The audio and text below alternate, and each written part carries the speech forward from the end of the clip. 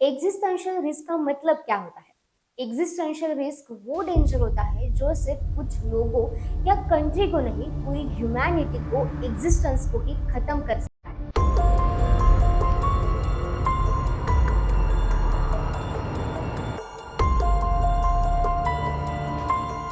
मतलब ऐसा थ्रेट जिसके बाद नॉर्मल लाइफ वापस आने का कोई चांस ही ना हो। और यही से आता है डूम्सडे क्लॉक का कॉन्सेप्ट।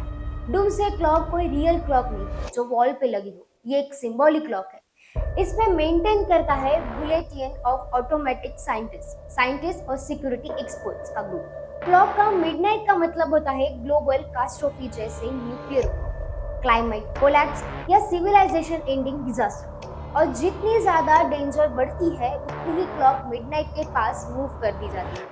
आज के टाइम में डूम्सडे क्लॉक हिस्ट्री की सबसे ज्यादा डेंजरस पॉइंट है। मतलब ह्यूमैनिटी कभी इतनी क्लोज नहीं थी ग्लोबल डिजास्टर्स के। और इसका रीजन सिर्फ एक चीज नहीं है, मल्टीपल रिस्क के साथ एक्टिव है।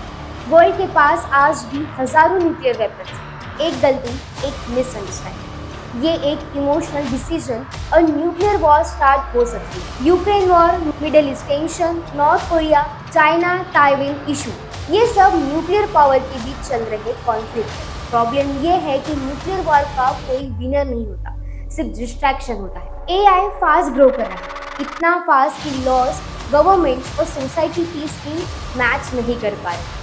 फियर ये है कि अगर एआई को बिना कंट्रोल, बिना एथिक और बिना सेफ्टी चेक के डेवलप किया गया तो वो ह्यूमन डिसीजन को ओवरराइड कर सकता है। Autonomous weapons, fake information, job distraction, surveillance status, ये सब एआई के रियल डेंजर्स हैं। इसीलिए एक्सपर्ट्स बोल रहे हैं एआई को डेवलप करो पर रिस्पॉन्सिबली। क्लाइमेट चेंज फ्यूचर का इशू नहीं रहा, ये प्रेजेंट का प्रॉब्लम बन चुका है।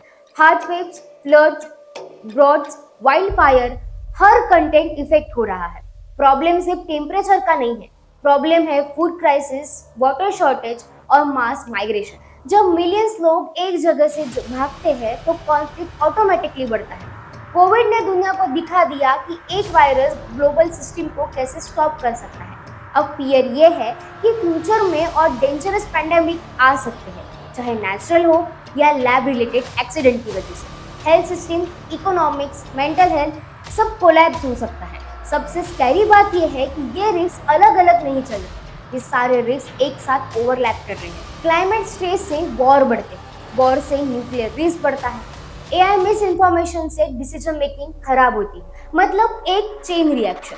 क्लॉक ये नहीं बोलती कि कल दुनिया खत्म हो जाएगी, क्लॉक ये बोलती है कि अगर ह्यूमन अभी रिस्पॉन्सिबल डिसीजन नहीं लिए तो फ्यूचर का रिस्क डेंजरस लेवल पर है।